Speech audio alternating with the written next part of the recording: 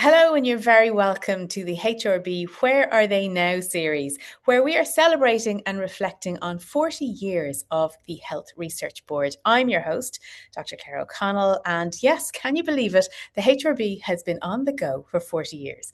And in that 4 decades, the HRB has supported a huge amount of research and a huge number of researchers in order to support and shape health and social care in Ireland and beyond. And to mark the occasion, as the name of the series suggests, we are speaking with people who at some point in their career have received support from the HRB or who reflect the HRB's priorities. And in this episode, we're joined by Philip James. Hello, Philip.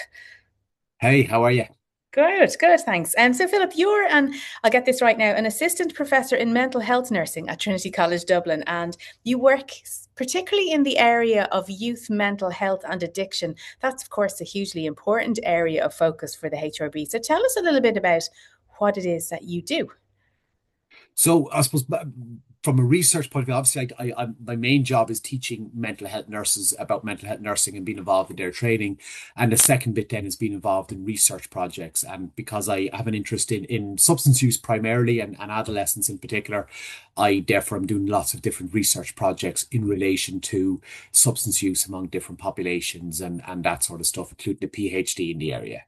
Oh, very good. And tell me, how do you go about doing that research? Well, I suppose it depends on the type. My research will say, for example, my PhD, once I got into the PhD thing, I wanted to do kind of a bit of quantitative and qualitative research. And the advantage, I suppose, of the HRB data is they have a large quantitative data sets across different places. And I wanted to look at the people accessing drug treatment. There's basically a lot of people who have substance use problems don't end up in treatment. And I Mhm. wanted to look at kind of barriers and enablers. And so I went to the HRB looking to analyze some of the data across Ireland to get a kind of a national picture of access to treatment. Okay, so you're able to use the data to build up this picture for a better understanding of, the needs of people, I suppose, who are in that category, maybe who are younger, who have mental health issues and addiction issues. Is that right? Yeah, now it's primarily, I suppose, the data set is the drug. The one I'm particularly interested in is the one that looks at treatment demand. So it's all the people who access substance use treatment. Many of them will have mental health problems kind of at the same time, but Okay. really it's measuring their substance use and their access to substance use services rather than the mental health side of it. They are actually starting to introduce measures of do those people have mental health problems and also attending mental health services, but that's a pretty new component to that data set. So I'm not Okay. really looking at that yet. Okay, but the broader picture is evolving all the time, I suppose, thanks to Yeah, access that researchers have to the data now. yeah. Yeah, fantastic. But what led you into this line of work, Philip? Ooh, well, to get into substance use, I was working in adult mental health services, and basically a job came available as a clinical nurse specialist in adolescent substance use, and I applied and got it, and that was 20 years ago. So I started working in adolescent substance use, and I was working with a doctor at the time, who was very into research and encouraged a lot of research, and because it was a new post, I had, I suppose, time and support to do that. So then that got me involved in doing research, even though I was not really employed primarily to do research. And that led to some publications with HRB data and various other different bits. And I suppose you have kind of for a long time stayed involved with research while working clinically. And then about 2 years ago, I decided to go, well, an opportunity again came available to go full time into research and academia. So I Great. moved So out you've to seen it from clinical. both sides, really. You've seen it from the clinical side, and now you're seeing it from the research side. Yeah, I mean, I remember when I started working in the drug treatment services, we used to literally fill out physical paper forms that had this like carbon copies that one part went to the HRB and the other part was kept in a client's file. And obviously, over time, that evolved. The form got longer and it got more and more pages to it, and eventually it went online into an online portal, which obviously makes data a lot easier because they don't have to data input that somewhere. Sure, sure. It makes it easier to access and to, I suppose, analyze as well as a Well, researcher. I think for services, it makes it easier to put it online, to put it in, and but also presumably from the HRB's point, it means they don't have to sit in an office somewhere and take paper forms and input that data into a computer somewhere because we're doing it at source. So that probably makes sense for everybody. And what have you seen change in that? I mean, you were saying you took up that role of a clinical nurse specialist in the Yeah, area. I think that was Ireland's first time yeah, appointing yeah. someone At the in that time, role. That was yeah, that was 2006. That was 20 years ago. So what have you yeah. seen change in the area in that 20 years, thanks to our better understanding of the situation through research? Well, what was just happening at that time was I suppose there was a move towards adolescent specific services, and that was kind of seen because there was most people who start on substances start as children. And it was kind of seen it's not a great idea to be putting 15, 16 year olds in an adult service. So that was just starting. But what's really been seen then is that, as kind of pointed out, is that the pictures evolved. A lot of the plans when that service was being planned 20 years ago was really as a response to heroin use in Ireland at the time. And effectively, heroin use, particularly among under 18s, is basically eradicated. You know, the age in the adults is going up and up because there's not as many young people starting on heroin and opiates. But basically, now we don't need adolescent treatment for opiate addiction, thank God.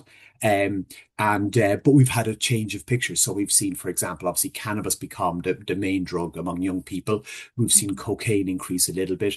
And then we've had these kind of weird spikes, like obviously we had head shops back around 2009, 2010. And obviously by recording the substances that young people are presenting with, you're able to get a picture of, wow, this is changing or that isn't changing over time. Because obviously we have annual figures going back now, well over 20 years anyway. Mm-hmm. And how important is it that you have that evidence coming through? How important is that evidence in creating a picture where you can provide more support for people? Well, I think it helps us plan services because I think that, it helps us see not just, I suppose, how many people are attending treatment, but what they're presenting to treatment with. Obviously, if you take heroin, for example, it's much more complicated, the treatment for that. You do need a lot of prescribing. There's methadone involved and various other things. So that obviously influences the type of clinical teams you're going to need in the community. Whereas if you take away, I suppose, heroin and you have, say, cannabis as being the primary substance for young people, there's no medication really prescribing for cannabis. There is no medication treatment. So you're looking at more counseling type techniques and psychosocial interventions. So therefore, that helps you kind of plan, okay, what does a service need to look like for 16-year-olds in the west of Ireland, you know?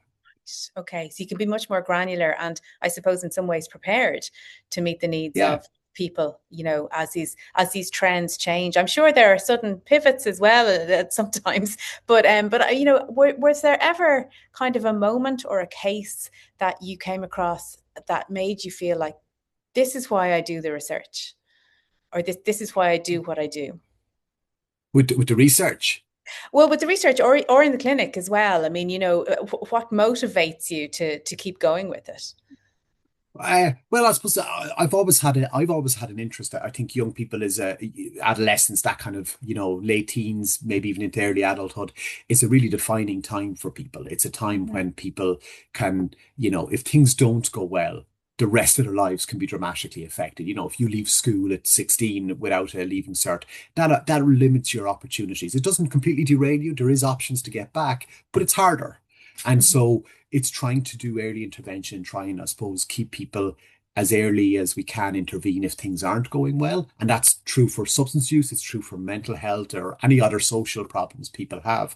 And so I suppose the more we can intervene early and put appropriate and helpful services in, the better. Um, so like what I'm interested in now, say what my research was, that the idea that there's a huge amount of people out there who use substances. Not all of them need help, but of those who do have substance use problems, relatively few come to treatment.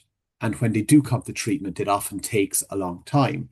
So now what we're able to do is start looking at the years of data from the HRB and see that, the average length people are drinking, I've just had a paper published on this, is 24 years before they end up in substance use treatment for the first time for alcohol.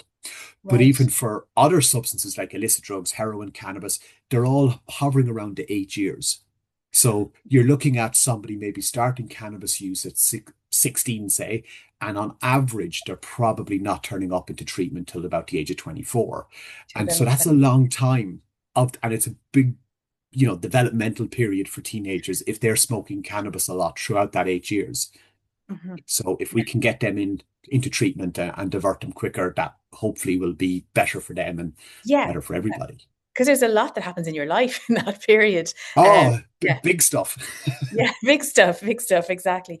And I mean, you've literally written the book about the area, the Handbook of Adolescent Substance Use. And if you could go back to your younger self, I suppose, back to that time in maybe 2006 when you were sort of getting into the Hmm. clinical side of this and then starting to develop the research, what advice would you have whispered in your own ear? Well, I suppose I was one of those people I never planned very well, so I didn't know where I was going, and so most times I ended up in a new job. It was kind of because something kind of appeared in front of me, and I said that looks interesting. I'll apply for that. So I'm probably a bad example of what's happened. So I've ended up in this kind of weird thing from a researcher in that I did about 25, years working clinically, and then decided to kind of pivot into academia. So I've ended up at kind of a half a career in academia or half a career in clinical and hopefully half a career in academia. And I think that one of the things is that if people are interested in research, you probably need to prioritize it, which often nurses were not very good at because, we don't get protected time. We don't get, research grant money thrown at us very easily. And so I think that if you're a nurse in particular and you want to do research, you've probably got to start moving in that direction early in your career because Right. otherwise you can fall behind where everybody else is. I mean, if you look at academics in lots of departments around, say, colleges, they're becoming assistant professors at 30, whereas in nursing they're often more like 40 or 50 when they're Right. going in because they've done clinical stuff first Yeah. and then Yeah. they pivot.